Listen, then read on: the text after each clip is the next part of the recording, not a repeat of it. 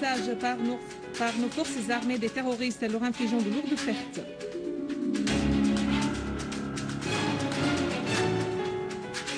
Le peuple égyptien adresse un dernier ultimatum à Morsi pour reconsidérer ses décisions controversées.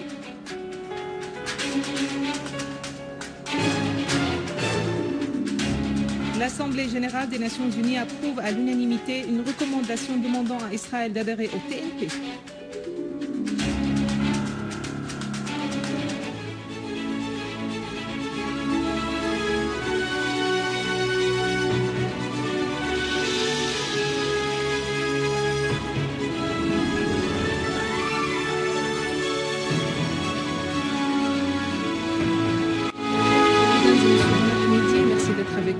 Nos forces armées ont poursuivi aujourd'hui leurs opérations de traque et de ratissage des secteurs et des zones à Alep abritant les gangs terroristes mercenaires. Au moins 25 terroristes appartenant à Al-Qaïda ont été arrêtés au moment où ils voulaient évacuer les corps de leurs compagnons dans la zone d'Az-Zahra à Alep.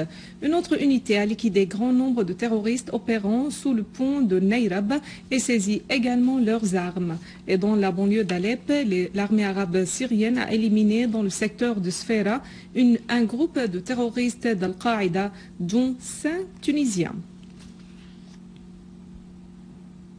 À Homs, des terroristes ont visé la nuit dernière par des obus de mortier les deux villages Houache et Nasra dans la campagne du village Al-Hussan. 3 citoyens sont tombés en martyrs dans ce bombardement et d'autres ont été blessés en plus des dégâts matériels dans les voitures et les maisons. Les services spécialisés ont repoussé des terroristes qui attaquaient les citoyens et un point de contrôle des forces de maintien de l'ordre à l'accès du village Al-Hassan.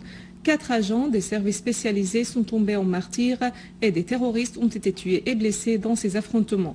Les services spécialisés ont d'ailleurs saisi une quantité de munitions cachées dans le réservoir de carburant d'une voiture dans la région Chanchar sur la route Homs-Damas. Et dans la campagne d'Al-Qsir, une unité des forces de l'armée arabe syrienne a neutralisé suite à des accrochages des terroristes armés dans les fermes d'Al-Atifia. À Hama, les services spécialisés ont abattu aujourd'hui l'un des membres armés d'un gang terroriste appartenant à Al-Qaïda dans la ferme Jawhar sur la route Mhard-Esqailbiye dans la banlieue de Hama. Le terroriste abattu est connu sous le nom de Ibrahim Suleiman Al-Khalif, l'un des plus dangereux terroristes dans le gouvernorat. Il était recherché pour des actes terroristes dans le secteur en question. Dans la banlieue de Damas, 29 étudiants et un professeur sont tombés en martyrs dans une attaque aux obus de mortier menée par des terroristes sur l'école Teha première dans le camp d'Al-Wafidine. Et dans le même contexte, des terroristes armés ont assassiné ce matin le journaliste Naji Asad devant sa maison dans le quartier Atadamoun au moment où il se dirigeait vers son travail dans le quotidien syrien Tishrin.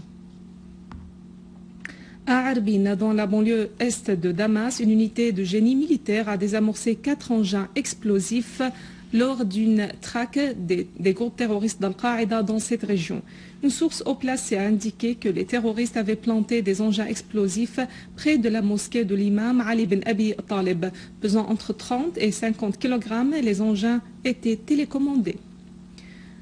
Une autre unité s'est accrochée aujourd'hui avec un gang terroriste armé de Front al-Nusra affilié au réseau Al-Qaïda qui sévissait dans la banlieue de Damas à Adiyabiya. De lourdes pertes en vie en matériel ont été infligées à un gang terroriste. En effet, plusieurs véhicules utilisés par les terroristes ont été détruits et leurs armes ont été également saisies. Le ministère russe des Affaires étrangères a déclaré que la Russie n'allait pas participer à la réunion du soi-disant groupe des amis de la Syrie prévue au Maroc. La Russie affirme que sa position est ferme et inchangée vis-à-vis de telles formations unilatérales. Dans le même contexte, le ministre russe des Affaires étrangères, Sergei Lavrov, a souligné la nécessité que les protagonistes extérieurs concernant la crise en Syrie œuvrent conformément à la déclaration de Genève pour trouver une solution pacifique à la crise crise en Syrie. Lavrov s'était entretenu au téléphone avec Al-Akhdar Al-Ibrahimi, émissaire de l'ONU en Syrie, des moyens de régler la crise en Syrie par la voie politique, affirmant la nécessité de l'arrêt immédiat de la violence et l'amorce d'un dialogue sans conditions préalables. Le communiqué a ajouté que Lavrov a indiqué à Al-Ibrahimi que son pays œuvre constamment dans ce sens à travers ses contacts avec le gouvernement syrien et l'opposition.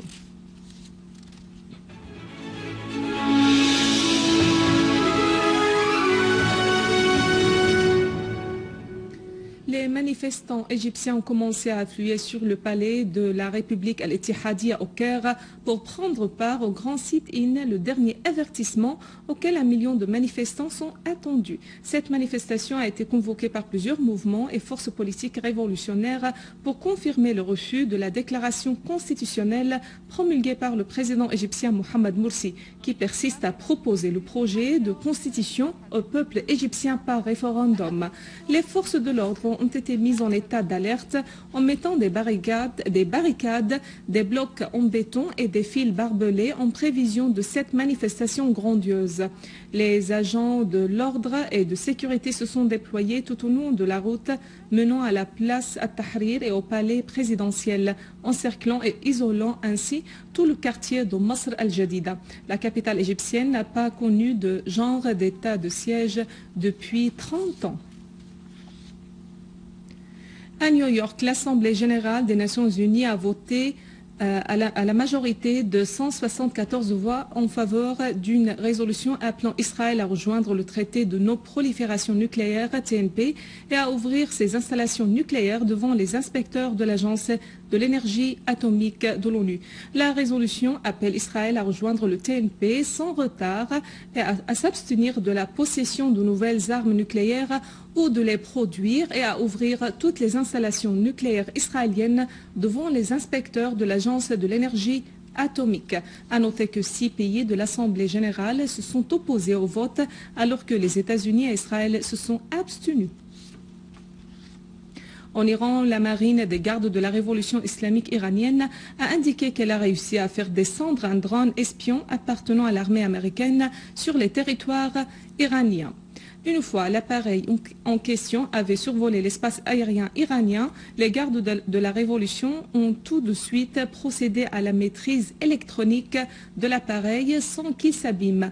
L'amiral Ali Fadoui a indiqué que ce genre de drone démarre des porte-avions opérant dans la région, soulignant que les forces des gardes de la Révolution sont prêtes pour effectuer les missions de contrôle et de renseignement sur tout déplacement ou mouvement des forces étrangères au niveau de la région du Golfe. Mesdames et messieurs, c'est la fin de notre édition. Pour la revoir, visitez notre site web syriaonline.sy. Merci à vous, merci à toute l'équipe de rédaction et de technique. Au revoir.